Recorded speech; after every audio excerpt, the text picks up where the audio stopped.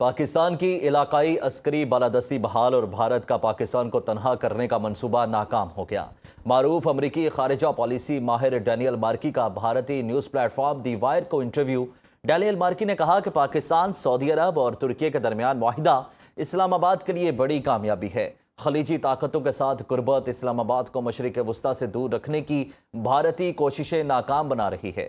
سے افریقی تعاون سے پاکستان کی دفاعی صلاحیت، مالی پشت پناہی اور علاقائی اثر و رسوخ بڑھے گا۔ بھارت نے مشرق وسطی میں خصوصی تعلقات قائم کرنے کے لیے اربوں ڈالرز خرچ کیے مگر ناکام رہا۔ پاکستان کی مؤثر سفارتکاری نے اسلام آباد کو دوبارہ علاقائی طاقت کے مرکز پر پہنچا دیا۔ یہ سے افریقی معاہدہ بھارت کو فوجی کارروائی یا سرحد پر خطرناک اقدام سے پہلے کئی مرتبہ سوچنے پر مجبور کرے گا۔ آپ کو اپڈیٹ کر رہے ہیں کہ پاکستان کی علاقائی عسکری بالادستی بحال اور بھارت کا پاکستان کو تنہا کرنے کا منصوبہ ناکام ہو گیا۔ معروف امریکی خارجہ پالیسی ماہر ڈینیل مارکی کا بھارتی نیوز پلیٹ فارم دی وائر کو انٹرویو دیا گیا ہے، جس میں ڈینیل مارکی نے کہا کہ پاکستان سعودی عرب اور ترکی کے درمیان معاہدہ اسلام آباد کے لیے یقیناً بہت بڑی کامیابی ہے۔ خلیجی طاقتوں کے ساتھ قربت اسلام آباد کو مشرق وسطی سے دور رکھنے کی بھارتی کوششیں ناکام بنا رہی ہے۔ سے افریقی تعاون سے پاکستان کی دفاعی صلاحیت، مالی پشت پناہی اور علاقائی اثر رسوخ مزید بڑھے گا۔ ڈینیل مارکی کی گفتگو آپ نے سنی۔ پاکستان کی علاقائی عسکری بالادستی بحال اور بھارت کا پاکستان کو تنہا کرنے کا منصوبہ ناکام ہو گیا۔ معروف امریکی خارجہ پالیسی ماہر ڈینیل مارکی کا بھارتی نیوز پلیٹ فارم دی وائر کو انٹرویو۔ ڈینیل مارکی نے کہا کہ پاکستان سعودی عرب اور ترکی کے درمیان معاہدہ اسلام آباد کے لیے بڑی کامیابی ہے۔ خلیجی طاقتوں کے ساتھ قربت اسلام آباد کو مشرق وسطی سے دور رکھنے کی بھارتی کوششیں ناکام بنا رہی ہے۔ سے افریقی تعاون سے پاکستان کی دفاعی صلاحیت، مالی پشت پناہی اور علاقائی اثر و رسوخ بڑھے گا۔ بھارت نے مشرق وسطی میں خصوصی تعلقات قائم کرنے کے لیے اربوں ڈالرز خرچ کیے مگر ناکام رہا۔ پاکستان کی مؤثر سفارتکاری نے اسلام آباد کو دوبارہ علاقائی طاقت کے مرکز میں پہنچا دیا۔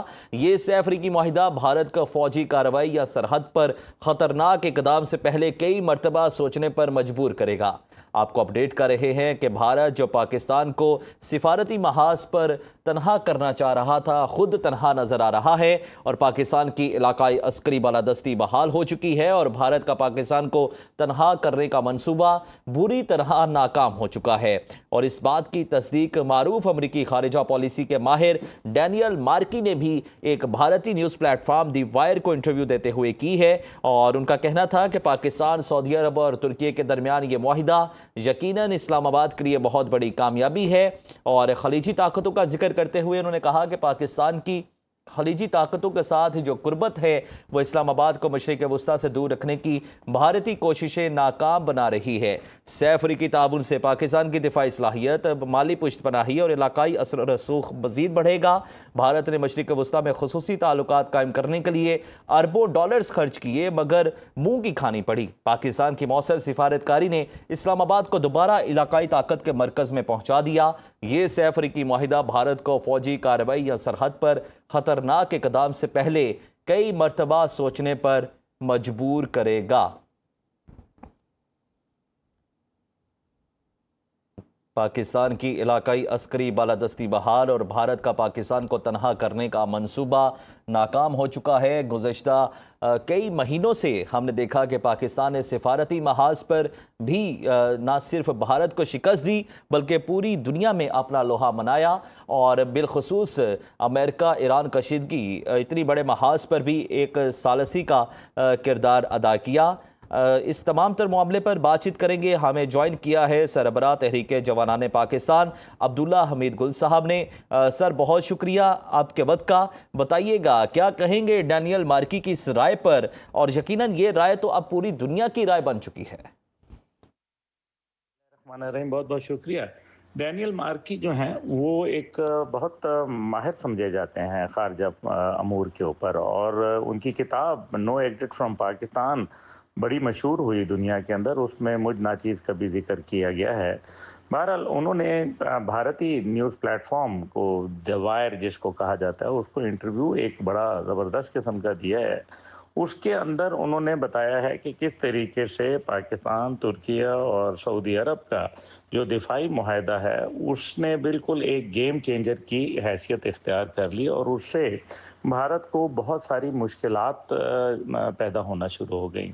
خاص طور پہ جو بھارت پاکستان کو ہمیشہ سفارتی سطح کے اوپر تنہا کرنے کی کوشش کرتا رہا، آج اس کے لیے مشکلات میں اضافہ ہو گیا۔ اور خاص طور پہ وہ یہاں یہ بھی بات کرتے ہیں کہ جس طریقے سے پاکستان نے خلیجی طاقتوں کے ساتھ قربت بڑھائی، جبکہ بھارت اس کو دور رکھنا چاہتا تھا، اور بھارت اس کے اندر بری طریقے سے ناکام ہوا، کیونکہ ظاہر ہے جب سیف ملکی ایک تعاون آ گیا تو اس کا مطلب یہ ہے کہ ایک مالی پشت پناہی، ایک دفاعی پشت پناہی، ایک سفارتی جو تعلقات ہیں اس سے پاکستان کا قد کاٹ میں بہت اضافہ ہوا، اور پوری دنیا پاکستان کی طرف خصوصی توجہ دینا شروع ہو گئی۔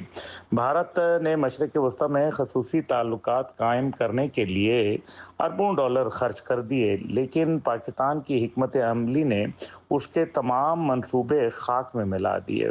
پاکستان کی جو بہترین سفارتکاری اور مؤثر حکمت عملی نے نہ صرف پاکستان کو علاقائی طاقت کا مرکز بنا دیا، بلکہ اس کے علاوہ بھی پاکستان دنیا کے اندر اپنا ایک مقام پیدا کرنا شروع ہو گیا۔ اور جو بھارت کے حوالے سے انہوں نے یہ بھی کہنا تھا کہ بھارت کو پاکستان کے اوپر کوئی بھی اگر ایڈونچرزم اس نے کرنے کی کوشش کی تو اس کو یہ ایک سوچنا پڑے گا 10 دفعہ کہ وہ کس ملک کے ساتھ جا کے ٹکر لے گا جس کا دفاعی معاہدہ ہوا وہ ہے ترکیہ اور سعودی عرب جیسے ملک کے ساتھ الحمدللہ۔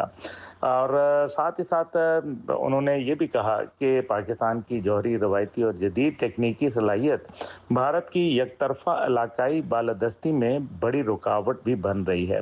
میں سمجھتا ہوں کہ یہ ایک بڑا ہی اہم انٹرویو تھا، کیونکہ اس کے اندر پاکستان کے بڑھتے بہت علاقائی شکریہ عبداللہ حمید گل صاحب ہمارے ساتھ موجود تھے، اس معاملے پر تفصیلی گفتگو کر رہے تھے۔